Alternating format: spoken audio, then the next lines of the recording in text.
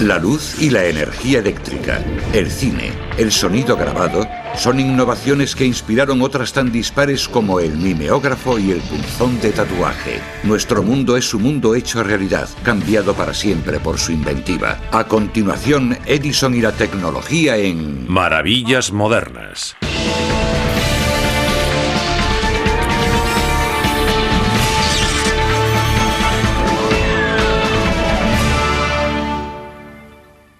Edison y la tecnología. 8 de mayo de 1996. Varios cineastas arriesgaron sus vidas para llevar una cámara IMAX de gran formato hasta la cima del monte Everest.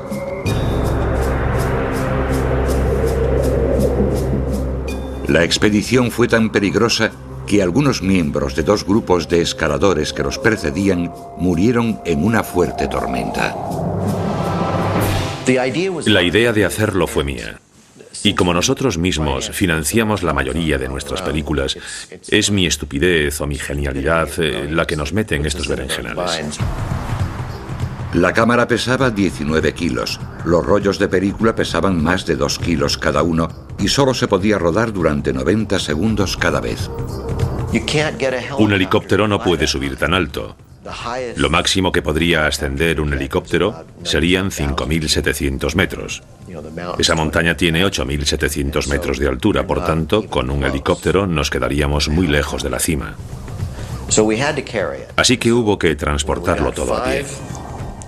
Entonces buscamos 5 sherpas fuertes, los mejores del Nepal, para que llevaran las 5 piezas de la cámara. En total fuimos 10 personas hasta la cima, filmamos 2 rollos de película y conseguimos algo asombroso.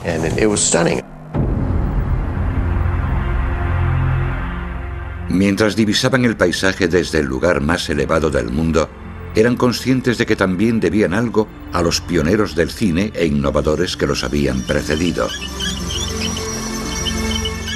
Esa gratitud se extendía al nombre más comúnmente asociado con la invención del cine, Thomas Alva Edison.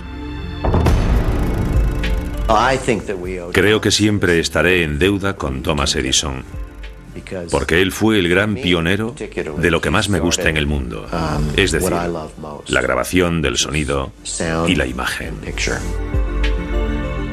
El legado de Edison todavía sigue presente, no solo en el cine, sino en muchas comodidades modernas que damos por sentadas a diario. Whatever the road to invention, whatever the accidents along the way, Thomas Edison was a man prepared. Con 1093 inventos patentados, un récord todavía no superado, Thomas Edison sigue encabezando la lista de inventor de mayor éxito de todos los tiempos. El fruto de los logros técnicos de Edison sigue presente hoy en día, y aún resulta fascinante su capacidad para crear inventos casi inauditos partiendo de mecanismos sencillos y materiales comunes. Prueba de grabación para maravillas modernas. Prueba de grabación para maravillas modernas. Nuestro mundo actual, con luz eléctrica e imágenes en movimiento y sonido grabado, está lejos del previo a la Guerra Civil Americana en el que nació Thomas Edison. Los milagros que crearía eran solo un sueño en febrero de 1847. Thomas Edison nació en una sociedad agraria. A mediados del siglo XIX, Edison nació en 1847, el oeste aún estaba poco explorado y el ferrocarril empezaba a surcar los Estados Unidos. In these days of the great gold rush, in the small Michigan town of Port Huron, a young boy with an inquisitive mind makes ready to carry out his first experiment. Su origen humilde ha sido exagerado con frecuencia por los biógrafos y a veces por el propio Edison, maestro de la autopromoción. Esta recreación de su vida fue obra del propio inventor. Se ha hablado mucho de que lo expulsaron del colegio por ser algo indisciplinado, pero la verdad es que recibió formación como cualquier niño de la época, más o menos hasta 8º grado. Edison era duro de oído, un detalle que se convertiría en otro punto clave de la incipiente mitología sobre el inventor. Empezó a perder audición cuando trabajaba en el tren, y se cuentan varias historias al respecto. Una de ellas dice que hubo una explosión química y un incendio en el tren, y que el revisor le había golpeado en los oídos. Pero es más probable que perdiese audición debido a alguna enfermedad infantil, como por ejemplo la escarlatina. No hay duda alguna de que Thomas Edison se mostró pronto atraído por la innovación. El telégrafo era como el ordenador de la época, era algo que fascinaba a los niños. De modo que Edison construyó una línea de telégrafo entre su casa y la de un amigo y experimentaron con ella enviándose mensajes.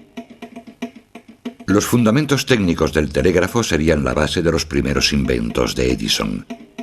Revolucionó las comunicaciones en los Estados Unidos bajo la batuta del inventor y comerciante Samuel Morse. El telégrafo consta de un manipulador que en esencia es un interruptor que cierra un circuito eléctrico. La electricidad circula por un cable hasta el extremo receptor y al cerrarse el circuito se activa un dispositivo acústico. Empleando una sucesión de toques largos y cortos, se envían mensajes expresados en el llamado código Morse. El dominio de ese lenguaje pasó de afición a profesión para el joven Edison y con el tiempo lo llevó lejos de casa para buscarse un hueco en el mundo. Estuvo años trabajando como telegrafista ambulante. Era muy común en el siglo XIX que los trabajadores fuesen de un sitio a otro. No porque se quedaran sin trabajo, sino porque era un modo de adquirir experiencia. Mientras trabajaba como operador de telégrafo en Boston en 1868, Edison patentó su primer invento. Era una máquina que poseía características tomadas del telégrafo y servía para votar en el Congreso. Los congresistas podían pulsar el sí o el no y de inmediato se contabilizaría como un voto a favor o en contra. El Congreso no quiso adquirir las máquinas de votación porque impedían un recurso muchas veces usado por los congresistas, el obstruccionismo. Esta máquina sería la última innovación creada por Edison sin antes sondear el mercado. Era inventor, pero también empezaba a convertirse en avezado hombre de negocios. Si el invento no puede venderse, no vale la pena perder el tiempo. Quería inventar cosas que produjesen un beneficio.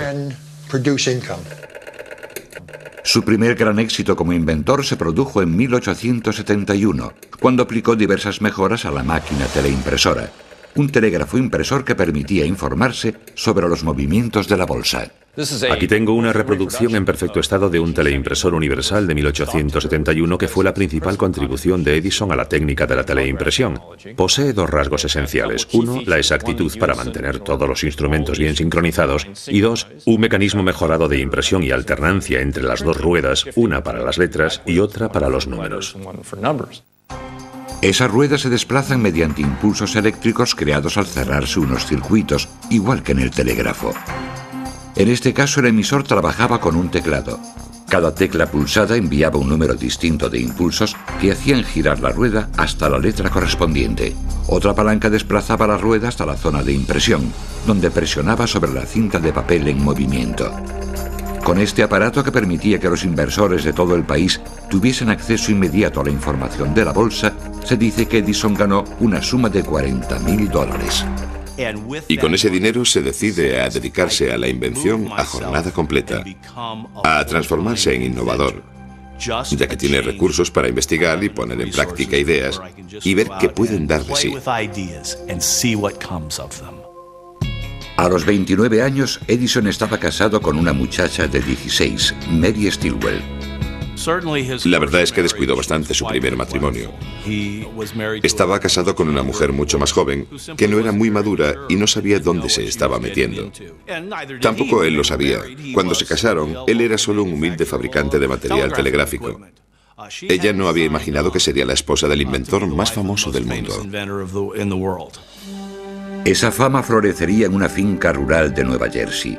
Edison contrató a los mejores inventores que pudo hallar y se los llevó a su laboratorio de investigación, la mítica fábrica de inventos de Menlo Park. En gran medida puede decirse que en esta sala es donde nació la investigación técnica moderna. Edison creó un laboratorio donde los trabajadores podían ver lo que cada uno estaba haciendo y comentar entre ellos sus ideas. Edison había creado el primer laboratorio de investigación aplicada.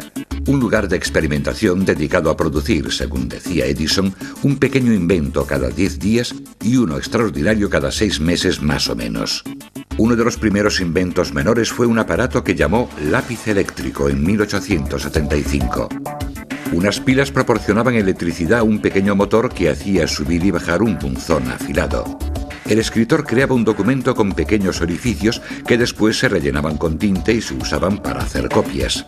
Posteriormente, el lápiz eléctrico inspiraría a otros inventores para crear 2 aparatos de éxito. El primero fue el mimeógrafo, popular antes de la llegada de las copiadoras modernas actuales. El segundo es el punzón de tatuaje, usado en la cultura alternativa moderna e inspirado en las innovaciones de Thomas Edison.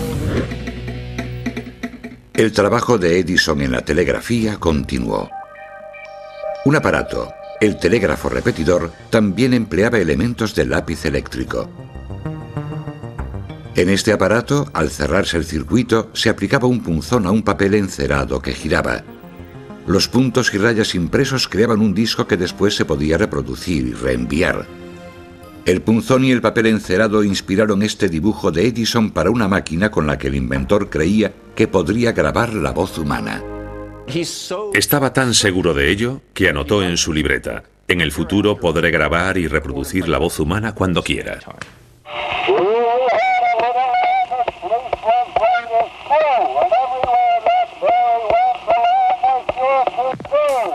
Algunos lo calificarían de engaño, pero otros muchos se quedarían cautivados cuando Thomas Edison hizo que el mundo diera su primer salto de gigante hacia el siglo XX.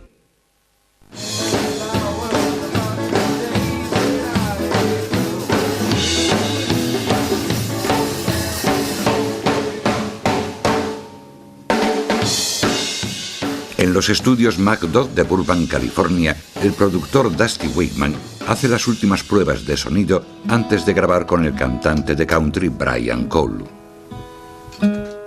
Si Thomas Edison estuviese hoy aquí, creo que estaría en la vanguardia de la revolución digital.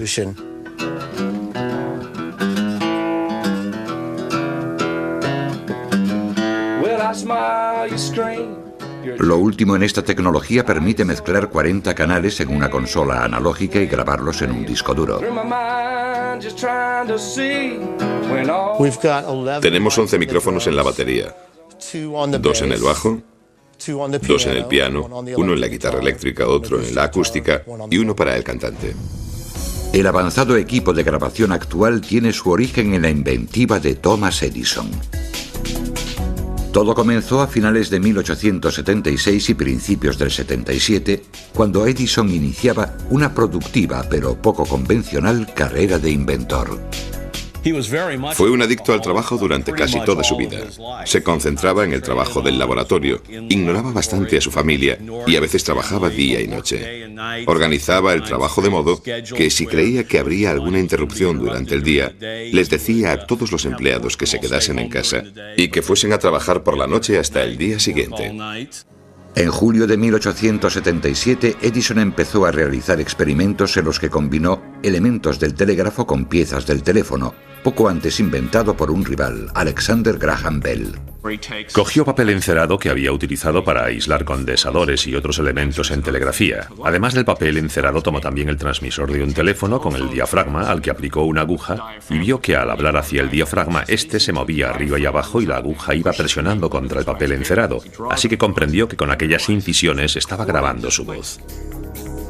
6 meses de investigación técnica dieron como fruto este aparato. Este fue el comienzo. Aquí tengo una reproducción del primer fonógrafo de Thomas Edison. Se denominaba fonógrafo de estaño porque el material que emplea como medio para grabar es una lámina de estaño y plomo. Es muy suave, parece de papel de aluminio, pero es mucho más gruesa. El sonido hace vibrar el diafragma, que hace que el extremo de un punzón haga una impresión en el estaño. Al volver al principio, la aguja recorre las impresiones hechas en el estaño, haciendo que el diafragma vibre de idéntico modo a la grabación original. La primera máquina se llevó al laboratorio donde los empleados de Edison y demás curiosos se congregaron alrededor. Edison apostó unos cuantos puros a que la máquina podía reproducir la voz humana. Llegado el momento, envolvió una lámina de estaño alrededor del cilindro, colocó el punzón reproductor en su sitio, giró la manivela y la máquina dijo: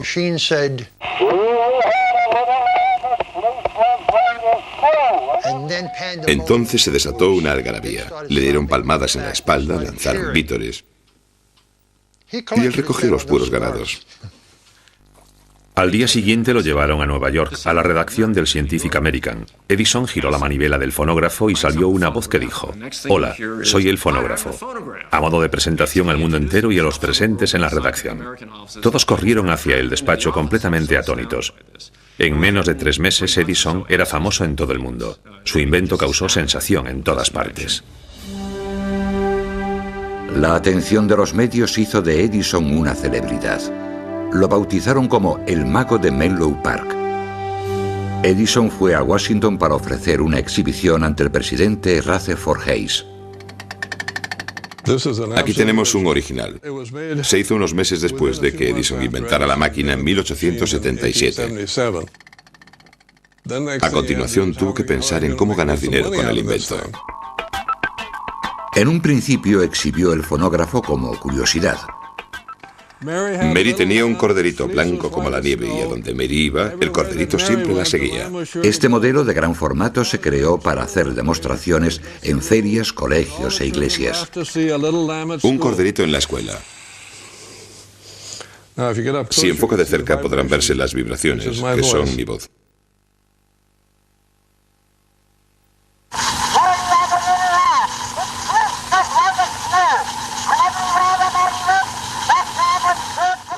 Las demostraciones proporcionaron empleo a varios operadores ambulantes que iban de ciudad en ciudad, allá donde el público estaba dispuesto a pagar por oír hablar a una máquina.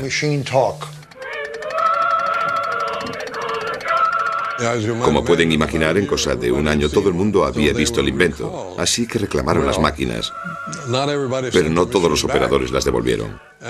No obstante, a la empresa de Edison no le importó, porque los aparatos ya no tenían valor. Edison abandonaría la investigación sobre el sonido hasta la próxima década, ya que decidió centrarse en lo que, en su opinión, sería la nueva revolución científica. Esperaba ganar la carrera a la competencia con la primera bombilla eléctrica eficaz del mercado.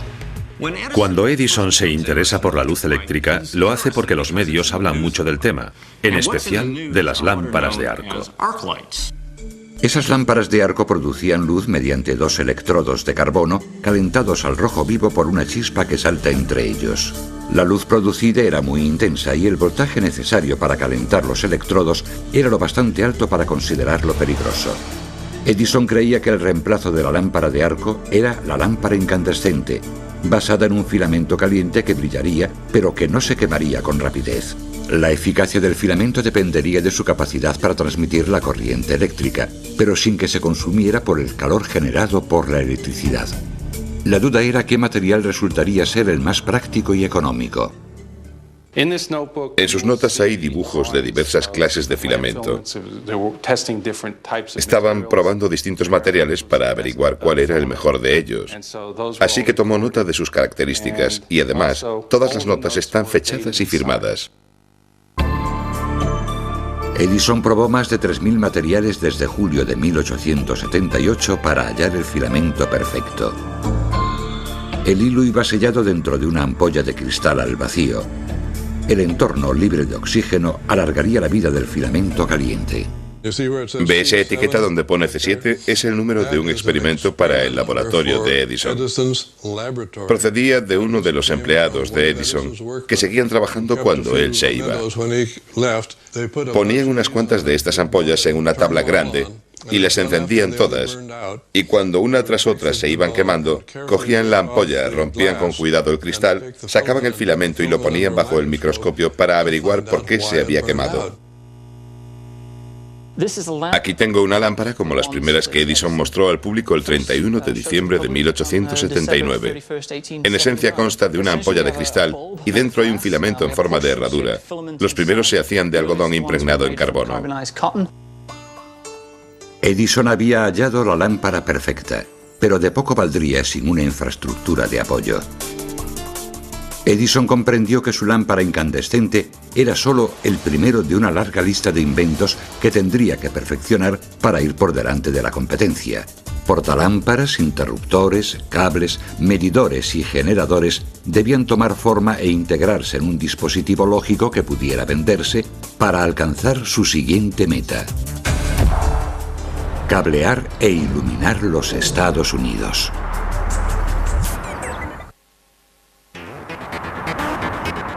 Las Vegas, Nevada. Un oasis de luz en la noche del desierto. En tan solo una calle, la calle Fremont, hay 16 millones de bombillas para crear esta cúpula nocturna de animación y entretenimiento a lo largo de 6 manzanas. A varios miles de kilómetros, Times Square de Nueva York refulge con un consumo anual de energía de 300 megavatios, suficiente electricidad para dar energía a 300.000 hogares. Pero todo esto no existía en 1879. Las Vegas era un trozo de desierto deshabitado, y Times Square estaba vagamente iluminado por lámparas de gas. La forma más habitual de producir luz eran los quemadores de gas. Y la luz de gas producía calor, emitía gases tóxicos y podía ser muy peligrosa. Thomas Edison, ahora famoso por haber creado el fonógrafo, se apresuró para batir a la competencia creando la primera instalación eficaz de iluminación eléctrica. En 1877, Edison sorprendió al mundo de nuevo con el anuncio de que dominaba los secretos de la electricidad y tenía intención de iluminar todo un barrio de Nueva York en cuestión de meses. Aquella declaración tenía varios objetivos. En primer lugar, quería ahuyentar a la competencia, puesto que si ésta creía que él ya ha resuelto el problema, tal vez se rindiese. Además, quería animar a sus propios empleados. Les marcó una meta. Pero, en realidad, todavía tardaría bastante en inventar un dispositivo eficaz de iluminación.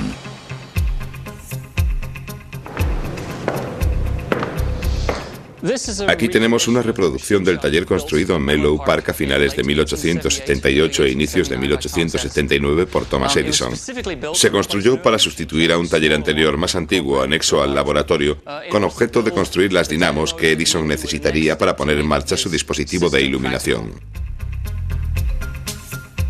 La energía del vapor, convertida en potencia mecánica mediante barras giratorias y correas, hace girar un armazón conmutador a través de un campo magnético. Se producen pulsos de corriente continua que son captados por una serie de filamentos.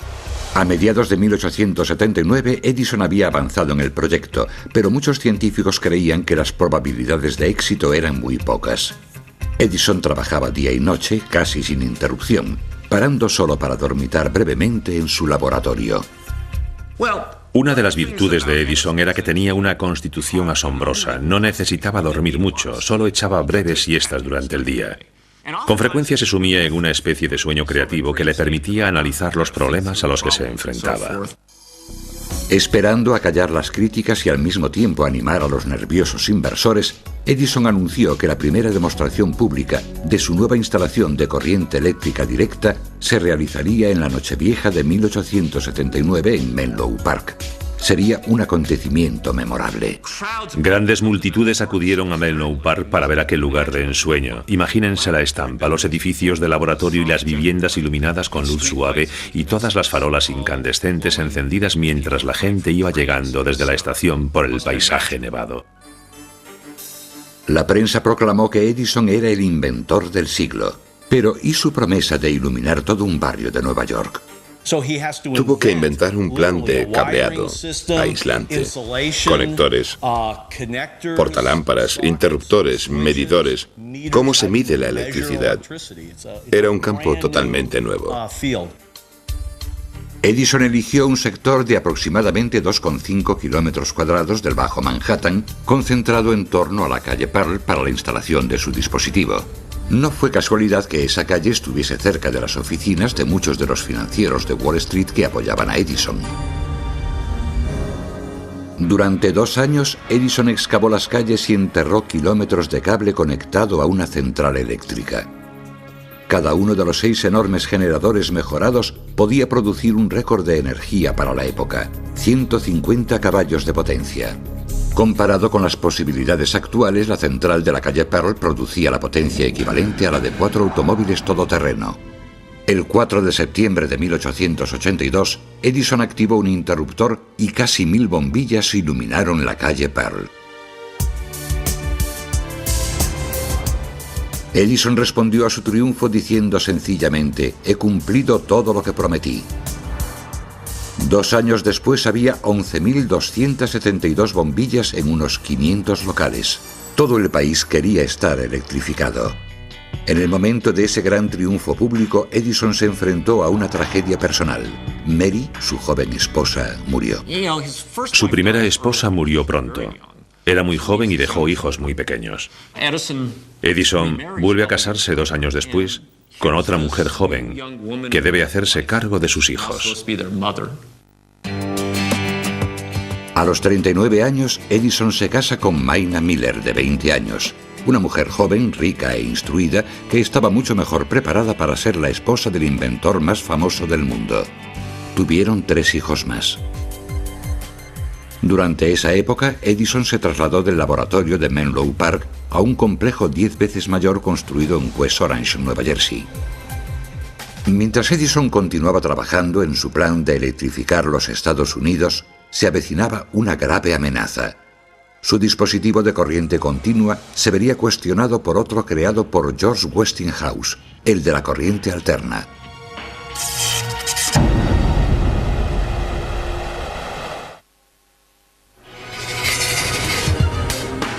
Central eléctrica de las 3 Gargantas, en el río Yangtze, en el centro de China.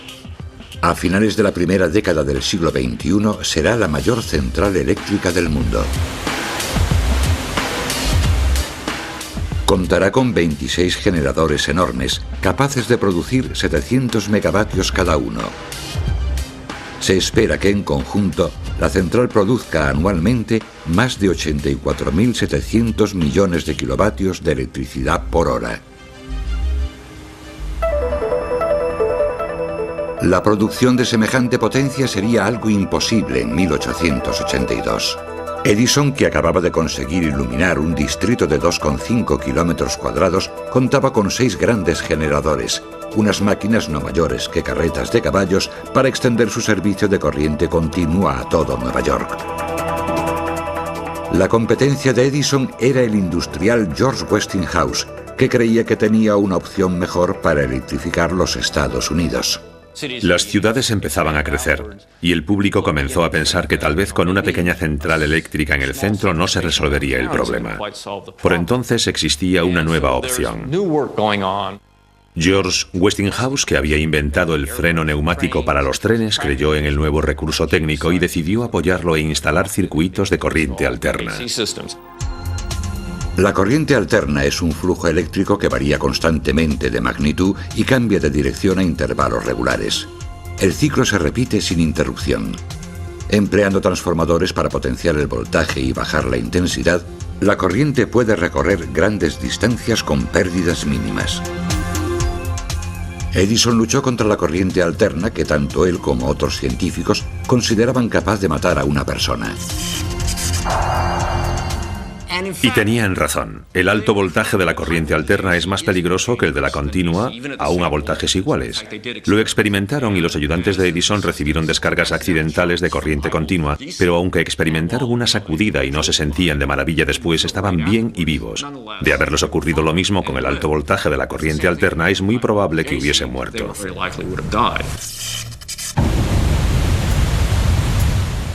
En 1895, Westinghouse había conseguido controlar el potencial hidroeléctrico de las cataratas del Niágara, y su potente corriente alterna estaba resultando ser el camino hacia el futuro. Había generadores individuales de corriente alterna capaces de producir la potencia generada por todo el dispositivo de Edison para la calle Pearl. Ahora no solo podían electrificarse barrios, sino también ciudades y regiones enteras. Pero la corriente alterna cobraría notoriedad de otro modo más siniestro. se convertirá en la energía que alimentará la primera silla eléctrica. La silla no fue construida por Westinghouse, sino por Edison. La muerte por electrocución era una novedad en 1888, y Edison apoyó la elección de una silla con corriente alterna, confiando en desanimar al público sobre este tipo de energía. El plan era hacer la primera ejecución con corriente alterna y después decir: ¿quiere tener en casa la corriente usada por el verdugo? Los hombres de Edison localizaron un generador Westinghouse y lo trasladaron al penal del estado de Nueva York. Después se cumplió la ejecución de un pobre hombre llamado Kingler.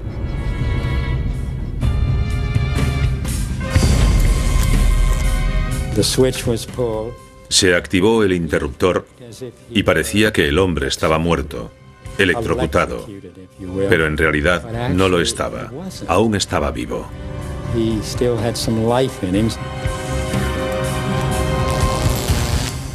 Fue una ejecución muy chapucera. La prensa se hizo eco de la campaña de la organización de Edison, que sostenía que la corriente alterna no era buena para los hogares americanos. El público, no obstante, por razones prácticas, continuó apoyándola, y con el paso del tiempo pasó a ser general en todos los Estados Unidos. Edison nunca aceptó la corriente alterna. Jamás he encontrado declaraciones suyas en las que reconozca su superioridad. No obstante, la compañía que fundó después de retirarse de la dirección de su otra empresa invirtió en corriente alterna. Aunque Edison iba perdiendo la batalla de la corriente alterna contra la continua, se dedicó a la elaboración de otros muchos aparatos modernos que hoy damos por sentados. Uno de ellos fue el motor eléctrico. Y aquí tenemos un motor eléctrico que se vendió como ventilador. Reflexionemos un momento sobre él, ya que es un aparato extraordinario de verdad. En el clima caluroso y húmedo de la costa este, en el medio oeste y en el sur, el tener un ventilador en una oficina calurosa o en casa podía hacer mucho más agradable la vida. Y algo más importante aún.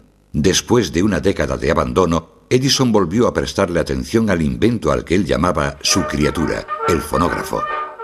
Cuando Edison volvió a ocuparse de él, sus patentes habían prescrito. Otros habían creado versiones más prácticas del aparato y habían sustituido el papel de estaño por cilindros de cera.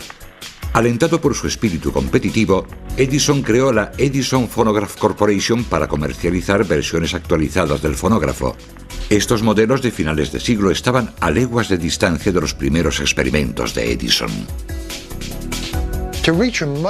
Para llegar a un número mayor de personas, varias empresas alquilaban fonógrafos y los instalaban en salones o pabellones,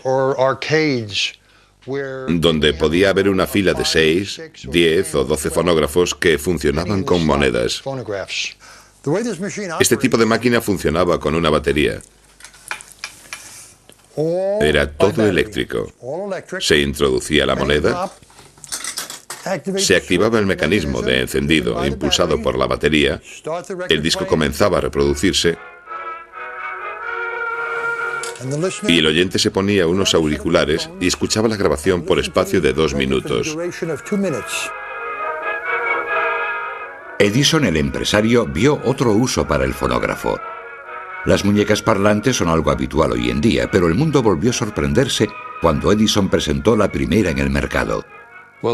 Aquí tengo a nuestra amiga, la muñeca de Edison. Es muy interesante porque dentro de la muñeca había un pequeño motor como este.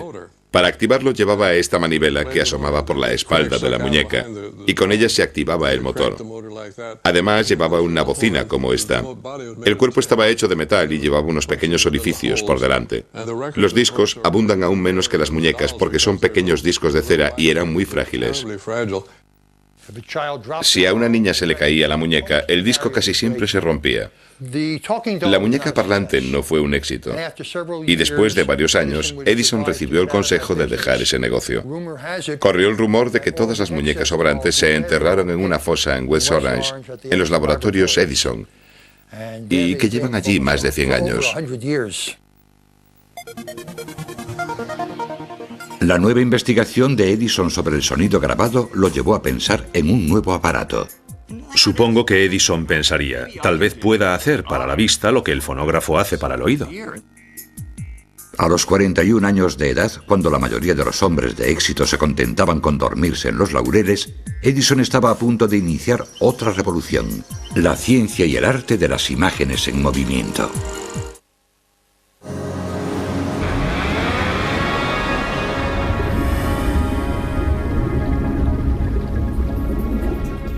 Si Edison estuviese vivo, sin duda se quedaría fascinado al visitar una sala de cine con equipo IMAX.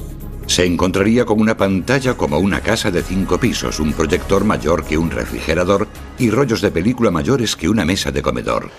Aquí tenemos un disco con una película de aproximadamente 70 minutos de duración. Los discos de película pueden pesar de 225 a 270 kilos. El dispositivo de proyección emplea lo que se denomina bucle rodante, un recurso empleado desde el comienzo del cine. Aunque la tecnología cinematográfica actual es impresionante, sus componentes básicos ya existían hace más de un siglo, cuando Edison presentó al público el kinetoscopio. Llevaba una lámpara eléctrica y una versión primitiva del dispositivo de bucle rodante que combinados creaban la ilusión de imágenes en movimiento. La idea no surgió por casualidad.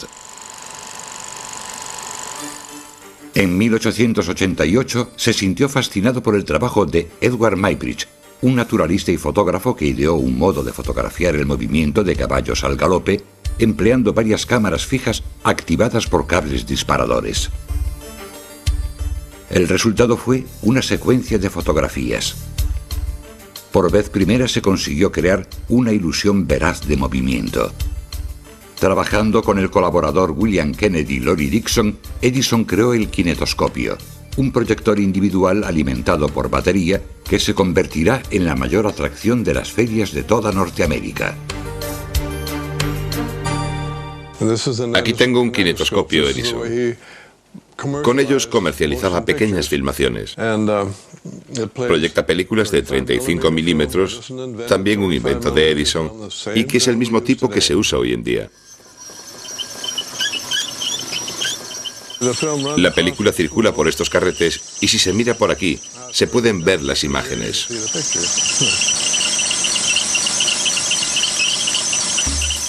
Cuando cada cuadro pasa bajo la lente, el obturador da paso a un rayo de luz tan breve que parece que el cuadro está congelado. El ojo absorbe 24 de esas tomas congeladas por segundo, lo cual crea en el cerebro la ilusión de movimiento. Otra de las contribuciones de Edison al cine fue el primer estudio cinematográfico. The first motion picture studio ever set up in the world was in the yard of my laboratory at West Orange. The building revolved to follow the sun. We dubbed it the Black Maria because it was covered with black paper inside and out. El ingenioso control que Edison hacía de la luz solar le permitía filmar imágenes muy claras contra el fondo de papel negro. El escenario de rodaje medía poco más de 1 metro cuadrado, pero bastó para rodar actividades cotidianas como el beso, el estornudo, estudios cortos y sencillos del movimiento que cautivaron a los primeros espectadores cinematográficos. Edison incluso filmó combates de boxeo dentro del Black Maria. Cada asalto se proyectaba en un kinetoscopio distinto y el espectador necesitaba un buen montón de monedas para ver todo el combate. Podemos decir que Edison inventó el pago por visión, ya que por primera vez podían verse combates de boxeo filmados. No había que asistir en directo. Pero tal vez el mayor legado de Edison en película fueron las escenas rodadas fuera del estudio. Más adelante acabó apasionándole llevar la cámara a lugares nuevos para crear un registro de imágenes del mundo en un determinado momento y lugar. Thomas Edison filmó con su cámara en muchos lugares interesantes. Le encantaba hacer películas. Estaba convencido de que era el modo de conservar el presente. Y muchos de los noticieros de la época fueron obra de él o de sus empleados. Estas imágenes documentales interesaban mucho más a Edison que el incipiente cine comercial, que iba presentando argumentos narrativos cada vez más complejos en las pantallas de las salas. Con la llegada del siglo XX, Edison continuó revolucionando el mundo con sus inventos innovadores. Algunos estaban tan por delante de su época que se empieza a apreciar toda su valía en la actualidad. Edison buscaba un nuevo proyecto en el que trabajar y los coches empezaban a cobrar importancia como innovación.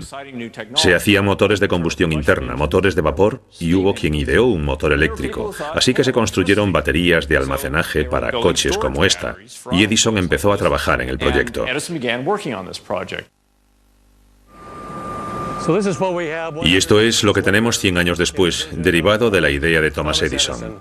El uso de baterías para generar electricidad. Hoy se emplean dispensadores estacionarios para alimentar vehículos motorizados. En general, bajo el capó su aspecto es similar al de cualquier coche actual, pero en vez de llevar aquí un motor de combustión interna, esto es un módulo eléctrico que se usa para controlar el vehículo. Las baterías van debajo del vehículo. Cuando el conductor pisa el acelerador, una corriente eléctrica pasa desde la batería hasta la transmisión que impulsa al vehículo. Siguiendo el ejemplo de Edison, en universidades de toda Norteamérica, nuevas generaciones de inventores procuran solucionar los problemas actuales con los materiales sencillos que tienen a mano. Hoy en día ocurre que tenemos, además de la corriente alterna, procedente de una gran central eléctrica, la posibilidad de generar electricidad in situ. Se denomina generación distribuida. Y los generadores que se están creando producen corriente continua, no de tipo alterno. Este edificio de la Universidad de California en Irvine alberga un controlador de energía robotizado denominado Nextech, capaz de utilizar energía solar cuando está disponible y cuando no, corriente alterna procedente de la central de la zona. Puede almacenar energía solar y convertirla en corriente continua de óptimo rendimiento para el funcionamiento de aparatos como ordenadores e iluminación. Actualmente se pierde potencia cuando la corriente alterna se transforma en continua. Los tubos fluorescentes, por ejemplo, son dispositivos de corriente continua que actualmente pierden potencia con corriente alterna. Al emplear la corriente continua, la ideada por Edison, los fluorescentes funcionan con mayor eficacia. Por tanto, es uno de los ejemplos de por qué en el futuro se utilizará la corriente continua en los edificios. When Thomas Alva Edison received the highest honor his country can bestow, the Congressional Medal of Honor. En 1928, Edison recibió la Medalla de Oro del Congreso por su contribución a la mejora de la vida en los Estados Unidos, el galardón más importante que puede recibir un civil norteamericano. I firmly believe that the machine age will favorably affect the lives of the workers. It is impossible, however, to forecast what electricity and invention will make of the world 100 years hence. Edison murió en 1931 a los 84 años. El país atenuó la luz de sus bombillas durante un minuto el día de su funeral en memoria de aquel gran compatriota. En forma de luz, sonido y energía, su legado nos rodea hoy en día y continuará haciéndolo también en el futuro.